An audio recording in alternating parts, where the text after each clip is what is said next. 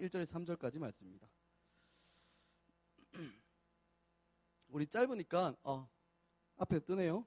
우리 같이 한 목소리로 1절부터 3절까지 다 같이 읽었으면 좋겠습니다. 다 같이 읽습니다. 시작. 여호와의 말씀이 아미떼의 아들 요나에게 임하느니라. 일어나 저 큰 성읍 니느웨로 가서 그것을 향하여 외치라. 그 악독이 내 앞에 상달되었음이니라 하시니라. 그러나 요나가 여호와의 얼굴을 피하려고 일어나 다시스로 도망하려 하여 욥바로 내려갔더니 가는 배를 만난지라. 여호와의 얼굴을 피하여 그들과 함께 다시스로 가려고 배싹을 주고 배에 올랐더라. 아멘. 예, 지난주까지는 빌립보서의 말씀을 함께 나누었습니다. 빌립보서에서 다뤘던 내용들 그리고 그 말씀은 오늘 찬양 시간에 막 불렀던 그 찬양의 고백 속에 다 있었던 것 같습니다. 너무 감사하고요. 이번 주부터는 요나서를 다룰 겁니다. 요나서도 총 4장까지 있는데 빌립보서 4장까지 있었습니다. 근데 12번 다루었거든요. 근데 요나서는 몇 번 다룰지는 모르겠지만 하여튼 시작하려고 합니다. 오늘 1절부터 3절까지 다루니까 여러분들 알아서 잘 생각하면 얼마나 갈지 계산이 나올 것 같습니다. 요나라는 사람의 이야기는 여러분들 좋은 주일학교를 나왔으면 어릴 때부터 이제 모태신앙이나 주일학교를 좋은 데 나왔으면 다 아실 겁니다. 큰 물고기가 사람을 삼켰다 뭐 이런 이야기 들어봤죠. 그리고 3일 만에 나왔다. 그죠? 그리고 그 박넝쿨이 하루 만에 살았는데 또 하루 만에 시들었다. 그런 이야기를 들었을 때, 요나에 대한 이야기를 듣거나 그 요나서에 나오는 이야기를 들었을 때 재미있는 이야기입니다. 그런데 이 이야기를 사람이 물고기 뱃속에서 3일 동안 살아갈 수 있을까? 뭐 이런 이야기. 이것을 역사적 실제로 알고 접근하면 우리의 마음은 아주 어려워집니다. 그래서 많은 사람들은 이야기를 단순히 설하다 혹은 비유 정도다라고 이렇게 뭔가를 이야기하고 싶은데 비유로 만들어서 이야기한 거다. 마치 예수님께서도 선한 사마리아인의 비유, 선한 사마리아인이 있었다는 건 아니죠. 그런 가상의 인물을 만들어 놓고 이렇다라고 비유로 교훈했던 것처럼 요나 혹은 요나서 또한 그렇게 보려고 하는 경향들이 있어요. 하지만 우리는 여러분들이 나오시고 있는 사랑의 교회의 교단 그리고 저는 그렇게 믿지는 않습니다. 우리는 이 요나서 이 요나에 대한 이야기를 역사성을 가지고 있는 실제로 일어났던 사건으로 봅니다. 요나도 역사적 인물이고 요나서에 나오는 그 사건 하나하나도 역사적으로 실제했던 사건으로 봅니다. 왜 이렇게 보냐 하면 마태복음이나 마가복음, 신약성경에 보면 예수님에 대한 이야기를 다루는 부분이 있는데 예수님께서 이 요나에 대한 이야기를 인용하십니다. 뭐라고 이야기하면 너희가 표적을 구하나 내가 요나의 표적밖에 보여줄 것 없다, 줄 것이 없다라고 하면서 요나의 사건을 한 표적과 기적으로 인용하시죠.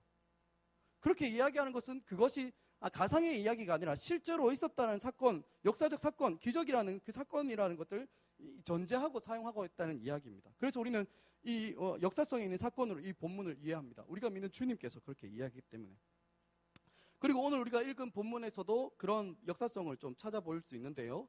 처음에 우리가 읽을 때 보면 여호와의 말씀이 아미떼의 아들 요나에게 임했다라고 시작하죠.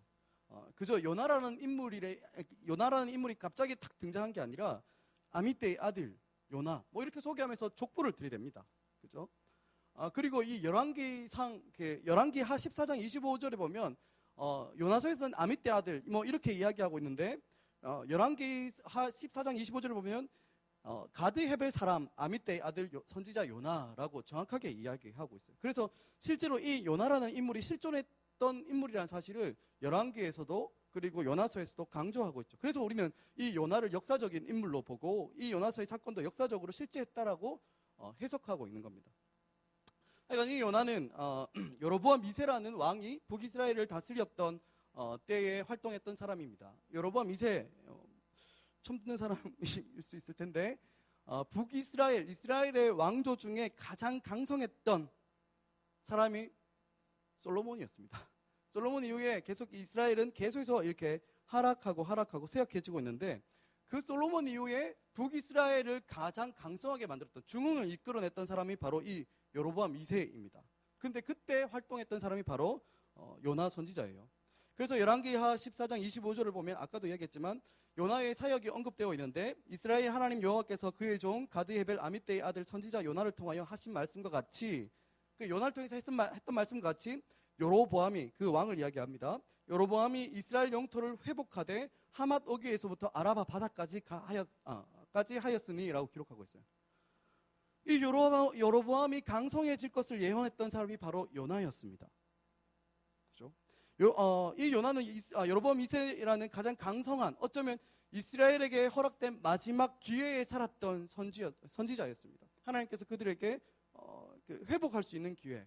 이 북이스라엘이라는 나라는 솔로몬 이후에 남방 유다와 이스라엘, 우리나라가 남북으로 갈릴 것처럼 그렇게 남북적으로 이렇게 나누어졌는데, 그 이후로 계속해서 약화되어지고 있었어요. 계속해서 주변국에 의해서 침탈당하고 영토 빼앗기고, 그래서 계속해서 막 나라가 기울어지고 있었던 시기였습니다. 이러한 상황 속에서 여로보암 2세 때 이스라엘은 잃어버렸던 옛 영토들을 회복하고 더 세력을 점점 확장시키고 있는 상황이었습니다. 주변국들로부터 시달림도 받지 않았고 국제 정세로부터 좀 자유로움을 누릴 수 있는 그런 상황이었습니다.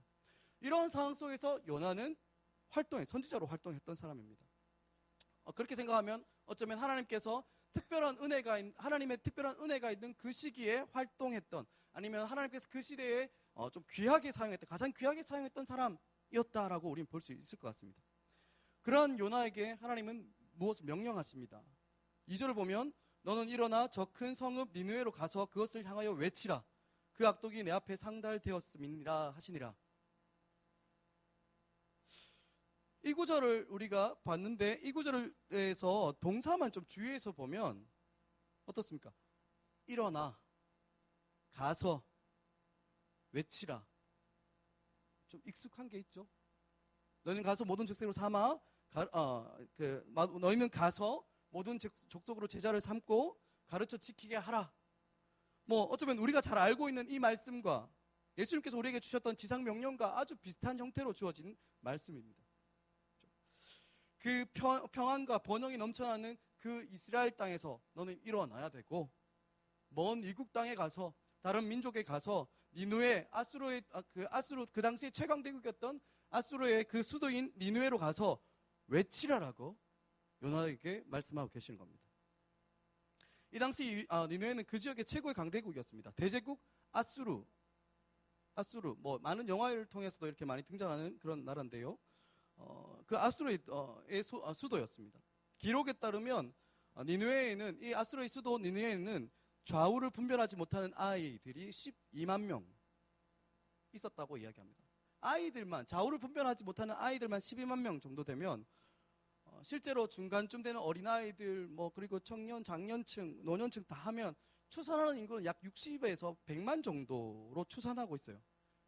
당시에 100만 명이 사는 성, 꽤 크죠. 꽤 큰 게 아니고 어쩌면 그 시대에 가장 컸던 성이었던 것 같습니다. 그런 인원이 모였던. 지금도 100만 명 정도면 수원 정도의 도시거든요. 그리고 광역시 100만 명을 기준으로 해서 광역시가 결정되어집니다. 우리 특별시에 있기 때문에 크게 신경 쓸 건 아니지만 하여간 그런 지방도시 정도 되는 규모였습니다. 거기에다가 고고학적인 발견에 따르면 그 니느웨 성의 그 성벽의 높이가 50m 정도 되었다고 이야기합니다. 이거는 성경이 이야기하는 고고학적 발견에 의한 이야기입니다. 우리가 한 층의 간격을 3m에서 4m 정도 잡으면 약 15층에서 16층 정도 되는 건물, 상당한 높이의 성벽을 가진 성이었습니다. 그리고 성벽의 폭은 큰 수레가 자동차 세대가 왕복으로 다닐 수 있는 그런 성벽이었다고 합니다. 아주 견고하고 강한 성이었죠. 지금 하나님께서는 하나님의 백성들을 향해서 귀하게 사역하던 선지자를 불러서 저 먼 곳 니느웨에 가서 하나님의 말씀을 전하라고 시키고 있는 겁니다. 그런데 이 요나서를 보면 조금 독특한 선지서입니다. 원래 이스라엘의 관심은 다른 데 없거든요. 자신들에게 있거든요. 물론 다른 소선지서나 이 뒤에 있는 근처에 있는 선지서를 이야기해 보면 하나님께서 이렇게 선지자들에게 예언하게 합니다. 다른 열국들에 대해서 이렇게 관심을 가지고 예언하고 있어요. 그런데 이 요나서에서는 독특하게 하나님의 선지자를 보내는 겁니다. 그냥 이야기만 하는 게 아니라 그곳으로 보내는 겁니다. 가서 니느웨에 가서 하나님의 말씀을 선포하라고 선지자를 파송하라는 메시지가 이 하나님으로부터 요나에게 주어지는 겁니다. 이스라엘의 영토를 넘어서 저 먼 곳에 존재하는 아수르에게 보내지는 거죠. 하나님께서 선지자를 그곳으로 보내는 겁니다. 생각해보면 아마 그 당시에 이스라엘에서 요나는 아주 유명했을 겁니다. 이스라엘이 강성해질 것이라고 예언했는데 그게 그 말이 딱딱딱딱 이루어지고 있었던 때였거든요. 그렇다면 요나는 선지자로서 그가 잘 살고 있었던 그 이스라엘에서 아주 강력하고 영향력 있는 그런 인물이었던 겁니다. 그런데 그 사람을 보내는 겁니다. 우리는 이것을 보면서 하나님은 땅의 모든 족속과 열방에게 또한 모든 사람들에게 관심을 가지고 있다는 사실을 우리 알게 됩니다. 그뿐만 아니라 하나님은 그 하나님의 은혜와 복을 그 모든 사람들과 함께 나누고 싶어하는 그 사실, 그 하나님의 마음을 우리에게 분명하게 보여주십니다. 언제나 이스라엘의 관심은 자기 나라에만, 자기 민족들에게만 있죠. 그런데 하나님은 그 민족과 그 나라에서 섬기는 선지자를 빼서 그것도 비리비리하게 사역할 게 아니라 아주 유능하고 유명하고 탁월한 선지자를 뽑아서 그 아수르 땅, 먼 곳으로, 니느웨 곳으로 보내버리는 겁니다. 하나님께서 이 말씀을 통해서 우리에게 분명히 말씀해 주고자 하는 것이 있습니다. 뭡니까? 눈을 들어 보라는 겁니다. 눈을 이제 너희 뜨라는 겁니다. 눈을 들어서 다른 나라와 다른 민족, 다른 사람을 봐야 한다는 겁니다. 하나님이 여전히 자기 문제, 자기 삶을 향해서만 관심을 가지고 있는 우리에게 분명히 말씀해 주시는 것이죠. 학교에서 공부하는 것도 나를 위해 공부하는 것이고, 내가 직장에서 돈을 버는 것도, 내가 친구와 관계를 만들어가는 것도 다 자신을 위한 것인데, 게다가 어쩌면 우리의 신앙생활 또한 자신을 위한 것 아닙니까? 나의 신앙, 나의 구원, 나의 복된 삶을, 그런 자기 중심적인 우리의 생각과 우리의 마음을 향해서 하나님은 분명히 말씀하고 있는 겁니다. 니느웨로 가라는 겁니다. 네가 있는 그 자리에서 일어나서 니느웨로 가서 하나님의 말씀을 외치라는 겁니다. 우리를 향한, 내 자신을 향한 나의 눈을 다른 사람으로, 다른 문화로 옮겨 놓으시고 있는 겁니다. 직접 요나의 삶에 개입하십니다. 간섭하십니다. 그리고 그의 눈을 열어서 당시 대제국인 아수르의 큰 성읍 니느웨까지 그를 보내버리는 겁니다. 니느웨. 그런데 정작 니느웨는 어떤 곳입니까? 우리가 읽었지만 2절 끝에 보면 어떻게 이야기합니까? 그 끝을 보면 그 악독이 내 앞에 상달되었다라고 이야기합니다. 그 악독이 내 앞에 상달되었다. 선지자가 가서 하나님의 말씀을 외치도록 보냄받은 땅이 다 준비되어져 있는 땅, 다 휘어져서 추수만 하면 되는 땅, 뭐 예를 들어서 니느웨의 땅에 그곳에 전염병이 창궐해서 아무런 소망이 없어서 무엇인가를 반드시 꼭 붙잡아야 되는 그런 상황이던가, 아니면 옛날에 왜 그런 거 있죠? 드라마에 보면 이렇게 일식이 막 가려져서 해가 이 빛을 잃고 막 사람들 우왕좌왕하고 있을 때 그때 하나님이 말씀하신다, 그런 상황이 아니었다는 겁니다. 누군가 가서 말씀만 딱 전하면 되는, 믿기만 하는 그런 땅이 아니라는 겁니다. 어떤 땅입니까? 악독이 하늘까지 사무친 땅입니다. 요나 같은 너무나 귀한 선지자를 파송하는 그 땅이 당시 이스라엘 사람들이 가지고 있었던 그 개념, 늘 생각했던 그 개념과도 완전히 벗어나는 거예요. 그 아수르 사람들이 너무나 착하고 너무나 도덕적이고 너무나 선한 일을 많이 하여서 누가 보더라도 하나님의 은혜가 그 가운데 있어야 돼, 하나님의 긍휼이 그 가운데 있어야 돼, 그런 땅이 전혀 아니라는 겁니다. 오히려 죄와 악이 가득해서 하나님께서 그 원성과 그 죄가 하나님께 찌를 듯하여서 악독이 가득한 땅으로 하나님은 그의 선지자를 보내고 있다는 겁니다. 그의 사람을 그가 보내고 있다는 겁니다.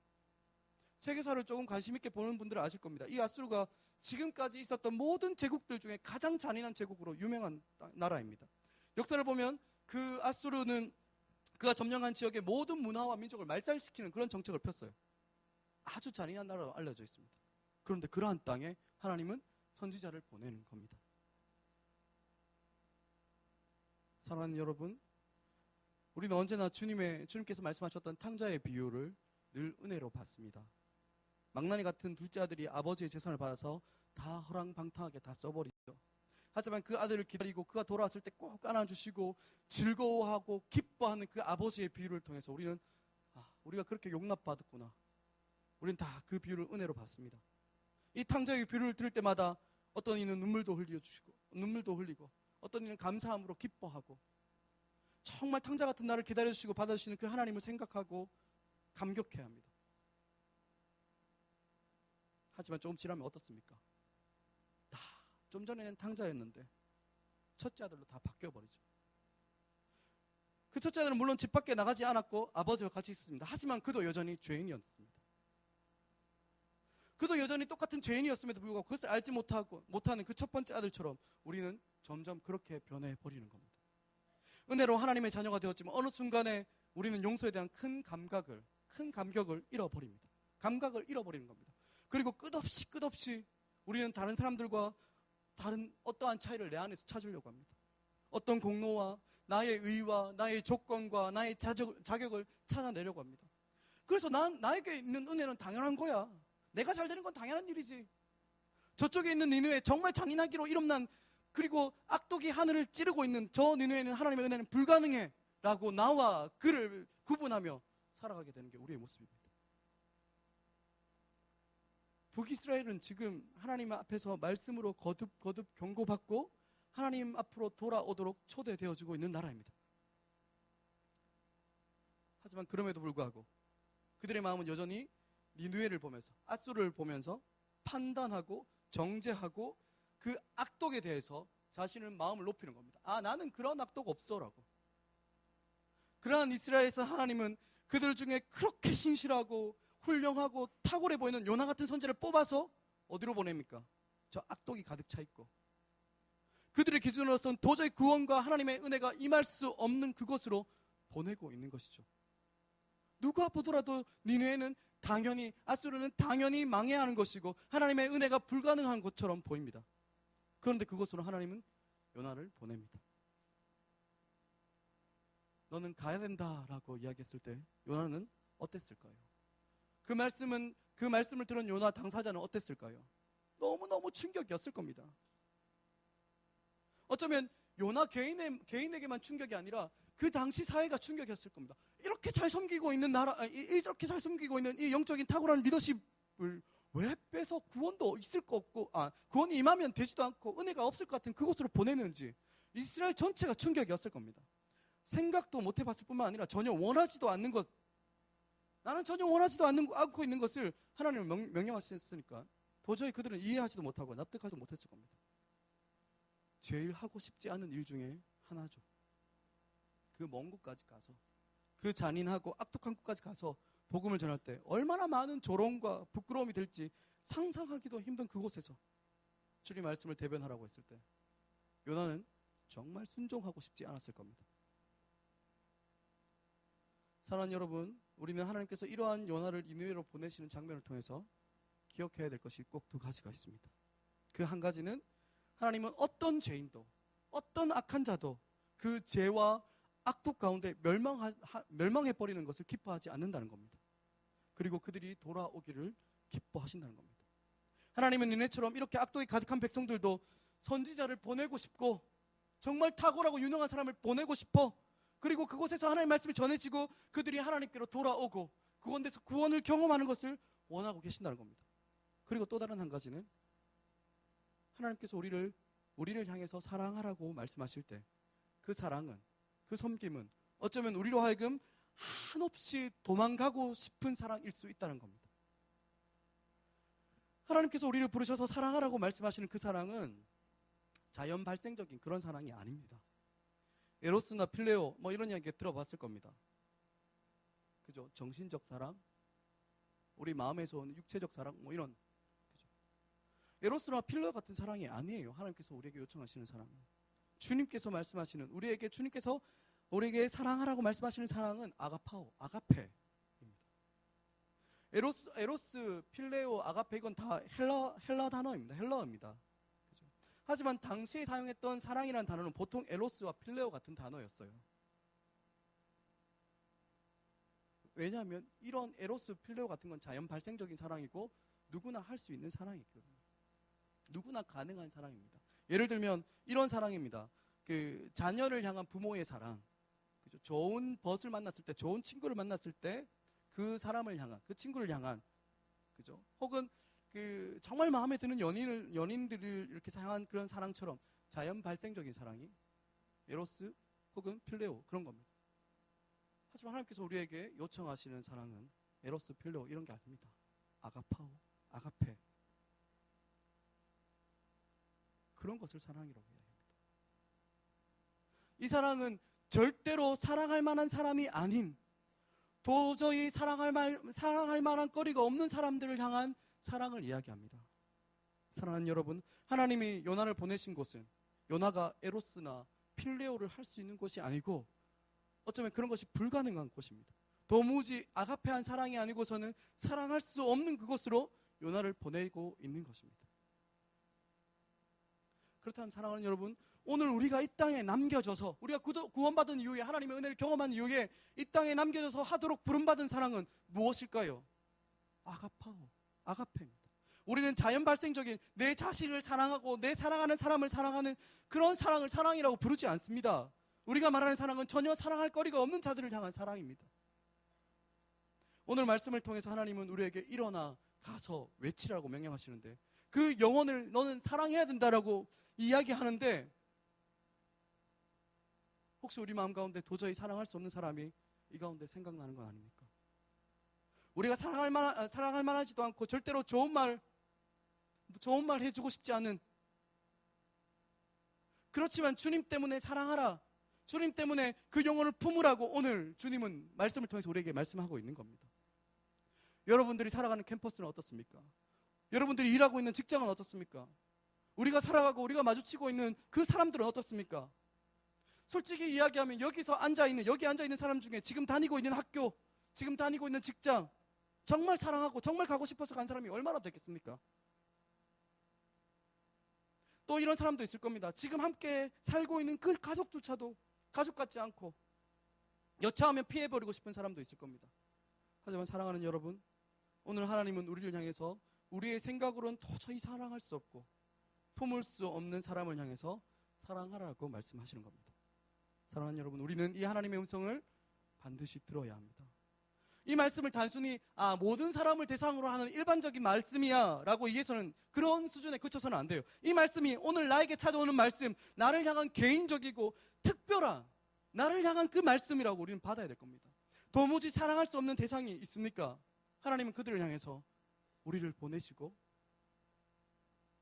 하나님은 그들을 향해서 우리로 하여금 사랑하라고 오늘 우리에게 말씀해 주는 겁니다.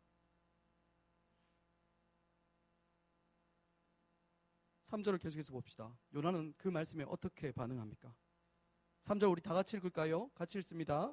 시작. 그러나 요나가 여호와의 얼굴을 피하려고 마침 다시스로 가는 배를 만난지라 여호와의 얼굴을 피하여 그들과 함께 다시스로 가려고 뱃삭을 주고 배에 올랐더라. 이 구절을 보면 반복되어지는 말이 두 가지가 나옵니다. 첫 번째는 여호와의 얼굴을 피하여라는 말이 두 번 나오고요. 그리고 또 다시 한 번 더 두 번 반복되어 있는 말이 나오는데 중간에 보면 다시스로 도망하려 하여 욥바로 내려갔다라는 말이 나옵니다. 그리고 또 뒤에 보면 다시스로 가려고 뱃삭을 주고 배에 올랐더라. 목사님 잘못했는데요. 내려가고 올랐는데 아니죠. 우리의 말에서는 배에 올랐더라라고 이야기하는데 정확한 번역은, 정확한 히브리 원문은 배에 내려갔더라라고 번역해야 됩니다. 왜 이렇게 번역했느냐? 우리나라 문화에서는 배는 올라타는 거죠. 그죠? 그래서 이렇게 번역한 겁니다. 의역으로. 지금 요나가 보냄받은 아수르는 이스라엘 동북쪽에 있습니다. 동쪽의 북쪽, 이쪽에 있습니다. 그래서 이스라엘 북쪽에는 다메섹의 그 동쪽으로 아수르가 있는데 지금 요나가 가고자 하는 곳은 다시스입니다. 다시스 나오는데 다시스라는 곳은 그 당시 세계관으로 봤을 때 아수르의 정반대쪽 남서쪽에 있는 곳입니다. 그죠? 그리고 남서쪽으로 가고 끝까지 가면 나오는 곳이 바로 다시스입니다. 그래서 서남쪽으로 끝까지 가면 다시스가 나온다고 생각했어요. 그런데 지금 니네로 보냄받은 요나는 다시스로 갑니다. 하나님이 동북쪽으로 가라고 하는데 요나는 서쪽, 그것도 제일 멀리 땅끝 다시스로 가는 겁니다. 그렇게 다시스로 내려가려고 욥바로 갑니다. 그런데 마침 다시스로 가는 배를 만났어요. 우리는 이럴 때 보통 어떻게 이야기합니까? 여기도 하나님께서 나와 함께 하시구나, 이렇게 이야기합니다. 하나님 뜻과 분명히 다르게 가는데 자신의 계획과 생각에 딱 맞아 떨어지면 이럴 수도 있구나, 계획이 잘 풀리네, 역시 무리한 거였어 하나님의 말씀은. 그런데 그게 아니죠. 오늘 요나에 보면 요나를 보면 여호와의 낯을 피해서 다시스로 내려갑니다. 그리고 다시 한 번 더 반복되어진 게 배에 내려갔다고 이야기합니다. 그리고 5절에 보면 1장 5절에 보면 배 밑창으로 내려갔다고 이야기해요. 그리고 2장에 보면 어떤 표현이 있냐면 그 바다 저 깊은 곳 산의 뿌리까지 내려갑니다. 무슨 이야기일까요? 하나님 낯을 피하여 자기 뜻대로 갔는데 내려갑니다. 내려가고 내려가는 겁니다. 바닥을 치는 겁니다. 요나는 자신의 뜻대로 가는 길에 마침 배를 만납니다. 하지만 성경은 그것을 내려간다고 이야기합니다. 자신에게 풀리는 그 일을 내려간다고 이야기합니다. 내가 원하고 내가 만들어 가는 길이 아무리 잘 풀린다 하더라도 형통한 게 아니라고 이야기해요. 성경은 내려가고 내려간다고 4번이나 반복하고 있습니다. 영적인 최고의 침체의 길로 가는 그 길이 바로 그 길입니다. 여호와의 낯을 피해서 가는 길, 그게 내려가기 시작한다는 겁니다. 영적인 침륜 가운데 빠지는 길이죠. 혹시 주님의 말씀과 다른 길로 가면서 일을 잘 풀린다는 거, 그거 형통으로 오해해서는 안 됩니다. 절대 그렇게 생각하면 안 됩니다. 하나님의 말씀이 분명히 임하였는데 그것과 거꾸로 가면 잘 풀린 것 같지만 우리는 대가를 지불해야 됩니다. 그 대가에 대한 이야기가 이후로 계속해서 나오게 될 겁니다. 그런데 재밌는 부분이 있어요. 뭐냐면 요나는 하나님의 선지자였다는 겁니다. 하나님의 선지자. 하나님을 잘 아는 사람이죠. 그런데도 여호와의 낯을 피하여서 그는 도망갑니다. 요나는 분명히 알았습니다. 자기가 그렇게 도망간다고 해서 하나님의 얼굴을 피할 수 있을 거라고 그렇게 믿지 않았을 겁니다. 그렇다면 무슨 의미가 있을까요? 싫은 거죠. 그냥 싫어서 거부하고 싶은 겁니다. 순종하고 싶지 않은 겁니다. 하나님께서 말씀하시는데 그게 막 거부하고 싶은 겁니다. 그러니까 어떤 선택을 합니까? 자기도 알고 있는데 그걸 까먹어버립니다. 어리석은 선택. 자신이 생각하기에는 최선의 선택이지만 결국 그것은 가장 미련하고 어리석은 선택이 되어버리는 거죠. 마치 언약의 땅인 예루살렘만 벗어나면, 그 민족들만 벗어나면, 하나님의 땅이라고 생각하는 이 교회만 벗어나면 하나님이 자기를 포기하실 줄 알고 도망가려고 합니다. 하지만 하나님은 절대 그렇지 않습니다. 놓치지 않습니다. 포기하지 않습니다. 순종하는 자들만이 참된 지혜와 하나님의 도우심을 누리며 살아갑니다. 하지만 불순종한 한 사람은 그가 아무리 하나님께 귀하게 사용되고 쓰임받던 사람이라 할지라도 어리석고 미련한 선택을 하게 되어집니다. 하나님이 낯을 피할 수 없다는 생각을 하나님의 선지자인 요나인데 생각을 못하는 겁니다. 그리고 그냥 멀리 정반대쪽으로 땅끝으로 도망가면 되는 줄 압니다. 미련하게도 다시스로 내려가 버리죠. 하나님의 말씀에 불순종한 백성들은 눈이 어두워져 버리고 마음이 어리석어져 버리는 겁니다. 그렇다면 왜 요나는 이런 선택을 했을까? 그렇게 하나님께 쓰임받던 선지자였는데, 하나님의 말씀을 대언하던 선지자였음에도 불구하고 요나는 왜 이런 선택을 했을까? 요나서 4장 2절을 봅시다. 요나서 4장 2절을 좀 다 찾았으면 좋겠는데요. 4장 2절 다 같이 읽겠습니다. 같이 읽습니다. 시작. 여호와께 기도하여 이르되 여호와여, 내가 고국에 있을 때 이러하겠다 말씀하지 아니하였나이까? 그러므로 내가 빨리 다시스로 도망하였사오니 주께서 은혜로우시며 자비로우시며 노하기를 더디하시며 인애가 크시사 뜻을 돌이켜 재앙을 내리지 아니하시는 하나님인 줄을 내가 알았습니다. 요나가 왜 도망갔습니까? 요나는 하나님의 성품을 너무나 잘 알았거든요. 요나가 알았던 하나님의 성품은 어떻습니까? 요나가 알았던 하나님은 은혜로운 하나님입니다. 자비롭고 노하기를 더디하시고 인애가 사랑이 크신 분이었습니다. 그래서 그게 문제가 되는 겁니다. 그래서 혹시 그들이 돌이키면, 내가 하나님의 말씀을 전했는데 니느웨가 돌이켜버리면 니느웨가 망해야 되는데, 죽어야 되는데 재앙이 내리지 않는 것을 요나는 분명히 알았던 겁니다. 요나는 하나님께서 자기를 니느웨로 보내실 때 그가 순종하고 가서 전하기만 하면, 그래서 그들이 돌이키기만 하면, 그들이 아무리 큰 악독을 짓더라도, 죄가 하늘을 찌르더라도 그들이 돌이키기만 하면 하나님께서는 니느웨를 용서해 주실 것 알았거든요. 그들을 향해서 준비되었던 그 재앙을 돌이키시고 심판하지 않을 줄 그는 알았던 겁니다. 그런데 그게 요나는 너무 싫었던 거예요. 그 하나님의 은혜와 자비와 긍휼이 니느웨 땅에 임하는 꼴을 볼 수가 없는 거예요. 왜 싫어할까요? 왜? 요나의 마음은, 이스라엘의 마음은 이방의 백성들이 회개하고 하나님의 은혜와 하나님의 사랑 안으로 들어오는 것을 동의하지 못하는 겁니다. 그 언약의 백성들을 섬겼던, 이스라엘을 섬겼던 수많은 선지자들이 있었어요. 호세아도 있었고 아모스도 있고 수많은 선지자들이 하나님의 보내심을 받고 너희는 돌아서야 된다, 회개하라, 하나님의 말씀을 계속 선포했습니다. 하지만 어떠했습니까? 그 하나님의 백성이라고 이야기했던 이스라엘은 돌아오지 않았어요.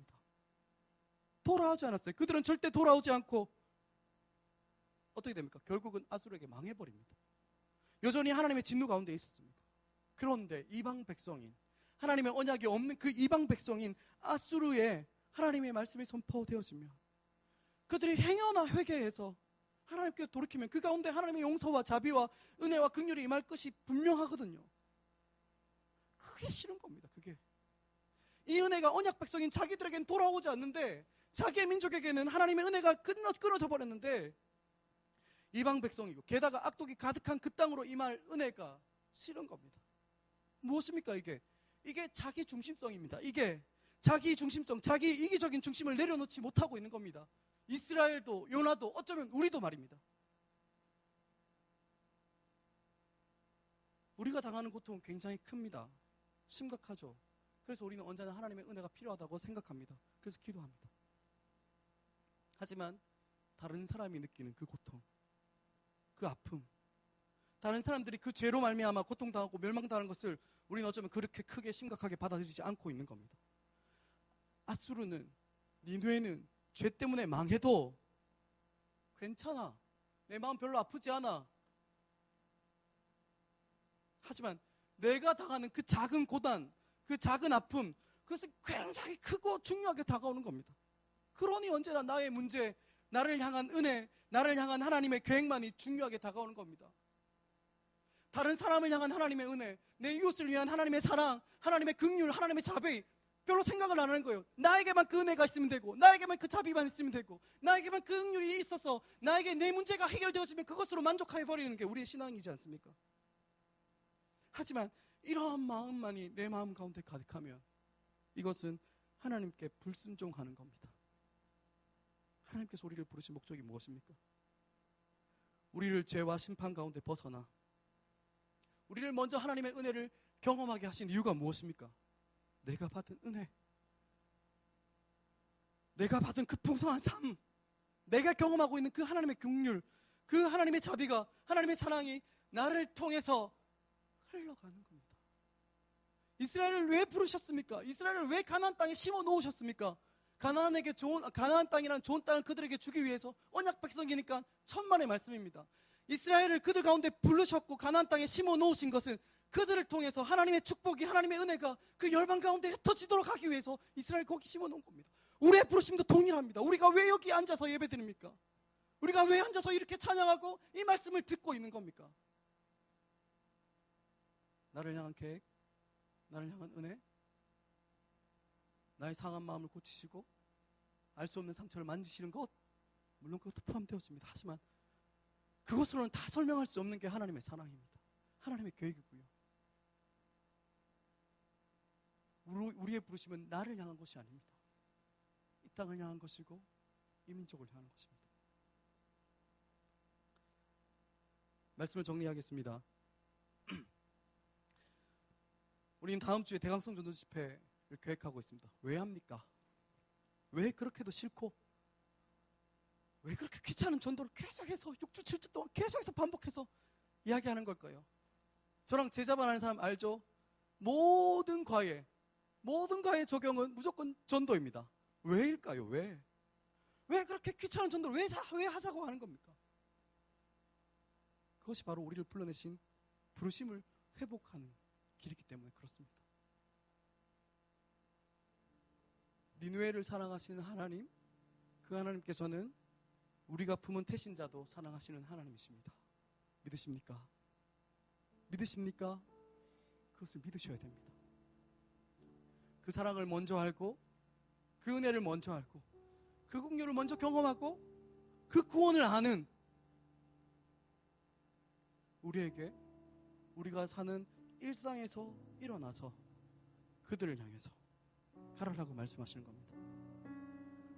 다른 이야기로 하자면 우리의 자기 중심성을 깨고 그들로 향해 가라라고 말씀하시는 하나님이 오늘 본문에 나타난 하나님입니다. 요나는 있던 곳에 잘 살았던 사람입니다. 니느웨 안 가도 큰 문제는 없었던 사람이에요. 그런데 그 요나가 하나님의 마음을 가장 잘 알기에, 하나님의 사랑을 가장 잘 경험했기 때문에 그를 불러서 보내는 겁니다. 하나님 동일하게 우리에게 부르십니다. 내가 너에게 사랑을 보이시지 않았냐? 은혜를 너에게 주지 않았냐? 긍휼을 너에게 보이시지 않았냐? 너희가 계획하고 품고 기도하는 것 내가 이루어가지 않았냐? 이제는 그것이 너에서 끝나는 것이 아니라고 말씀하십니다. 니느웨를 향해서 가라고 합니다. 우리가 품은 태신자를 향해서 가라고 합니다. 여러분 어떻게 할 겁니까? 우리 함께 말씀 마치면서 한 가지 찬양을 드렸으면 좋겠는데요.